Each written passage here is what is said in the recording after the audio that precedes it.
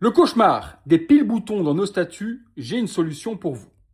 Les piles-boutons, il n'y a rien de plus détestable dans une statue parce que généralement, il faut tout allumer manuellement. Quand une statue est équipée d'un port USB type A ou un port USB type C, on n'a pas le problème.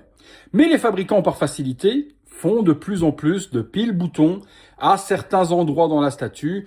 Pourquoi est-ce qu'ils font ça, des piles-boutons? Simplement par facilité, ça évite de devoir passer des câbles partout au détriment forcément de la beauté de la pièce qui va rester 90% du temps éteinte.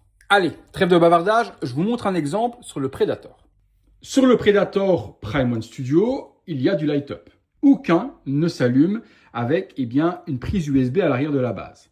On va avoir le brassard emblématique du Predator, le canon laser également, et surtout le triple laser qu'on retrouve sur le masque. Dans ces trois parties, c'est des piles-boutons, et même pour le casque, il faut carrément l'enlever pour activer un bouton à l'arrière pour l'allumer.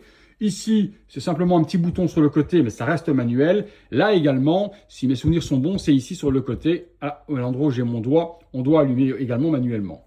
Autant vous dire que ça reste pratiquement pour tout le monde éteint de la sorte. Alors vous allez me dire, comment est-ce qu'on fait du coup? Vous allez voir, regardez ici.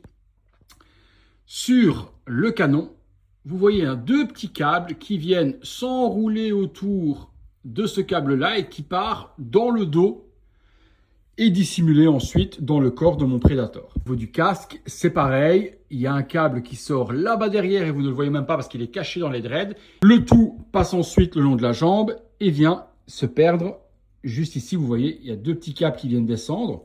Je pourrais même dissimuler ça encore plus proprement. Je n'avais pas vu qu'il était redescendu.